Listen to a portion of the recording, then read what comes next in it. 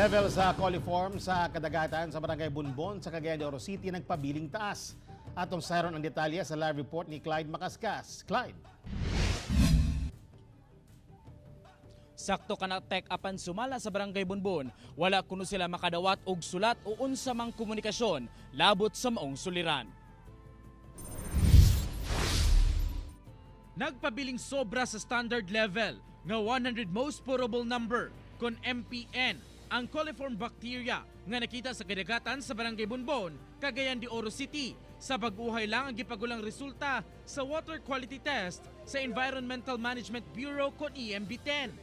Hinoon, kumpara sa second quarter results nga 248 average geometric mean, anaan na lang kini sa 188 sa third quarter. Gingon din sa ato ang mga technical staff nato na this could be due to informal settlers.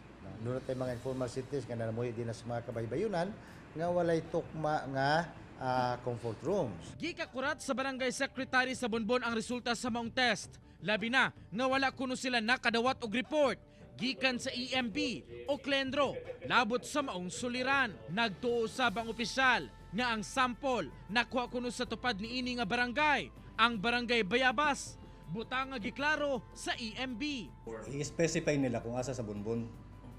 Dili kay gingon nila Bunbon pero ang gipakita nila Ragas Beach. So as far as I know, ang Ragas Beach dili na parte sa Bunbon. Under na siya sa Bayabas. Officially is under Bunbon.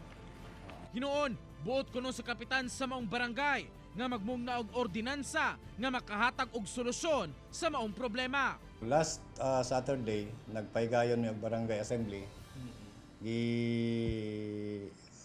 Awhag sa atong kapitan ang mga barangay council na magpasar sila og nga nga ordinance. Giabisuan sa lokal nga panggamhanan ang publiko nga likayan una ang pagkaligo sa hugaw nga kadagatan, labi pa kung sensitibo ang pamanit. Ang importante lang nga di na to mainom kay maka LBM na, amiba na pod. So inana lang, bantay ta. Walay opisyal nga pamahayag ang Klendro kung bawal bagayod maligo sa kadagatan sa Bunbon apan sumala nila nga kung sensitibo ang pamanit, likayan na lang usa og likayan usab nga makainom sa tubig aron dili na maadto pa sa unsamang sakit. Okay, daghang salamat Clyde Macascas.